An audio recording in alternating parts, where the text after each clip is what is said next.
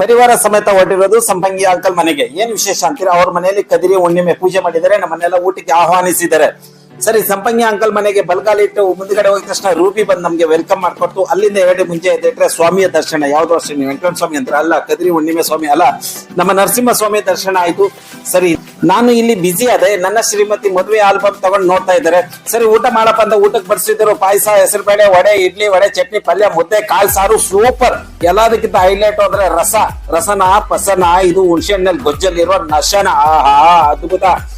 ಸರಿ, ಊಟ ಆಯ್ತಲ್ಲಪ್ಪ ಅಂತ ಬಿಟ್ಟು ಅಲ್ಲಿ ಊಟ ಆದ್ಮೇಲೆ ಕುತ್ಕೊಳ್ಳಿ ಸ್ವಲ್ಪ ಹಟೆ ಹೊಡೆಯನ್ನಂದ್ರು. ನನ್ನ ಶ್ರೀಮತಿ ಆಲ್ಬಮ್ ನೋಡ್ಕೊಂಡು ಕುತ್ಕೊಂಡಿದ್ರು. ನಾನು ಅಲ್ಲಿ ಅವರ ಏನಂತಾರೆ ಇದನ್ನೆಲ್ಲ ಜೋಡಿಸಿಟ್ಟಿದ್ರು, ಎಲ್ಲ ವಿಡಿಯೋ ಮಾಡ್ಕೊಂಡು ಒಳ್ಳೆ ಚೆನ್ನಾಗಿ ಇತ್ತು, ಒಳ್ಳೊಳ್ಳೆ ದೃಶ್ಯಗಳೆಲ್ಲ ಕಣ್ಣಿಗೆ ಬಿತ್ತು. ಎಲ್ಲ ವಿಡಿಯೋ ಮಾಡ್ಕೊಂಡು ಅವ್ರ ಹತ್ರ ಹಟೆ ಹೊಡ್ಕೊಂಡು ಸಂಬಂಗಿ ಅಂಕಲ್ ಕೇಳಿದ್ರು, ಏನೋ ಡೈಲಾಗ್ ಹೊಡೆದಲ್ಲಪ್ಪ, ಅದು ಏನು ಅಂದ್ರು. ಅದೇನೋ ರಸನ ಪಸನ ಅಂದ್ರೆ, ಹೌದು, ರಸನ ಪಸನ ಹುಣಸೆನ್ ಗೊಜ್ಜಲ್ಲಿರುವ ನಶನ ಅಂದೆ. ಸಖತ್ ಖುಷಿ ಆಯ್ತು ಅವ್ರಿಗೆ.